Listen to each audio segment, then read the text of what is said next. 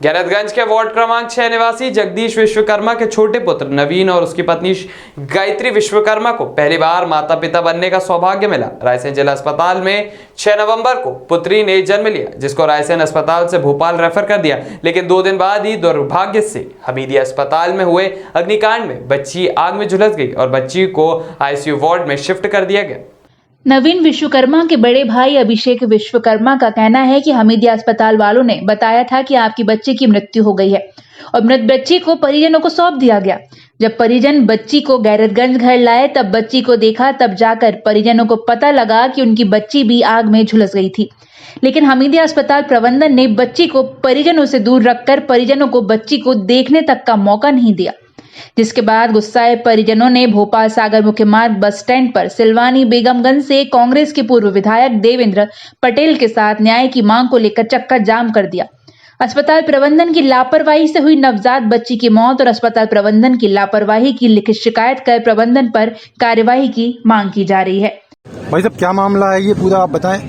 जो विगत दिनों भोपाल में हॉस्पिटल में जो आग लगने थे, कुछ बच्चों की वहाँ पर मृत्यु हो गई थी। ये हमारी गिरदन की बच्ची भी वहीं पर भर्ती थी, लेकिन वो इतने रोज में 10-12 दिन में इनके परिजनों को ना तो बच्ची को दिखाया गया, दूर से ही दिखा देते थे वो उस बच्ची के चेहरे को, एक हिस्सा दिखाते थे, एक हिस्से पे पट्टी बांधे रहते थे। तो इतने दिन से ये लोग कहते रहे बच्ची स्वस्थ है, वो ठीक हो जाएगी। लेकिन कल रात्रि में इनको करीब 9 बजे के जैसा इन लोगों ने बताया, तो रात्रि में 9 बजे उनको सब दे दिया गया और ना ही पीएम कराया गया, ना ही कोई ऐसा उनको कागज वहां से दिया गया। और परिजनों गरीब लोग हैं, उनको वहां से भगा दिया गया।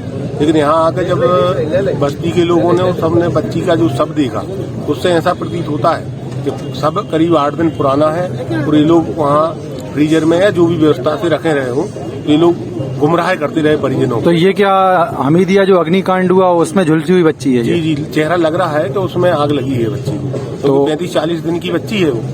अब आपकी सरकार से क्या मांगे हैं? सरकार से मुख्य मांग तो ये है कि बच्ची का पोस्टमार्टम किया जाए बच्चे का, जिससे ये पता चल सके कि डॉक्टरों ने इतनी बड़ी झूठ क्यों छुपाई है। अगर पहले खत्म हो गई तो पहले बता देना था। तो प्रशासन अपनी लापरवाही छुपाने के लिए गरीब लोगों के साथ अन्याय कर रहा है। क्या नाम भैया आपका? नवीन। क्या घटना है, पूरा मामला बताएं आप। घटना से हुई है घटना जब मैं एक महीना 10 दिन हो गए मुझे। बच्ची का कोई जानकारी नहीं मिलती, कुछ पूछते तो बताते भी नहीं है। तो ये घटना कहाँ की है? भोपाल की है। तो ये जब आगजनी हुई थी उस टाइम की घटना है? हाँ जी। तो डॉक्टर्स ने आपको बॉडी कब सरेंडर की है? कल दी है रात में। क्या बोलते हो? डॉक्टर कहने लगे ठीक है। दवाई में कम से कम 3000 की दवाई लेके आया था। दवाई लेके वो कहने लगे ठीक है। तो उसका पोस्टमार्टम हुआ बच्ची का? नहीं हुआ। कितने दिन की बच्ची है? 1 महीने 10 दिन की। आपको कोई मुआवजा वगैरह दिया गया है? कुछ नहीं दिया। तो आपकी क्या मांग है सरकार को इसके लिए? क्या चाहते हैं आप इसके लिए? सरकार से क्या चाहते हैं कि दोषियों पर कार्रवाई हो या आपको मुआवजा मिले?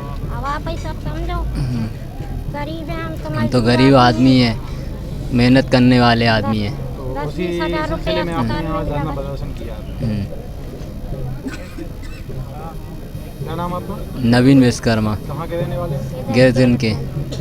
ऐसा कोई अभी समाधान निकल के नहीं आया है, क्योंकि बच्ची के बड़े पापा ने स्वयं लिख के दिया था वहाँ पर कि वो पोस्टमार्टम नहीं कराना चाहते, इसलिए मौत के कारण सामने नहीं आ पाए हैं।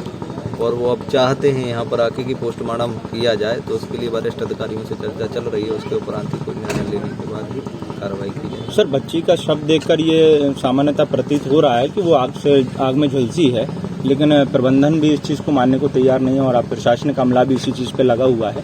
जब तो तक पोस्टमार्टम की रिपोर्ट या कोई ऑफिशियल नहीं आ जाता तब तक इस तरह के कमेंट करना ठीक नहीं होगा कि बच्ची को जलने से या कुछ हुआ। जब तक रिपोर्ट नहीं होती हमारे पास हम नहीं कह सकते। तो आगे इस मामले में क्या है सर?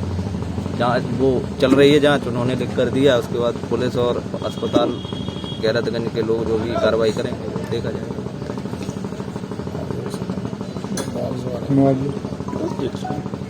सर, परिजनों को कोई बच्ची के हित में मुआवजा की कोई प्रावधान भी है क्या? शासन की योजनाओं के अंतर्गत यदि कोई मुआवजे का प्रावधान या कोई योजनाओं के अंतर्गत पात्रता प्राप्त होगी इनको, तो जरूर मुआवजा मिलेगा। सर जो परिवार है वो गरीब परिवार ही माना जाता है, तो क्या तात्कालिक अवस्था में उनको कोई सहायता सरकार की तरफ से दी जाए? यदि शासन की किसी योजनाओं के तहत वो पात्र पाए जाते हैं तो उनको योजना का लाभ जरूर दिया जाएगा।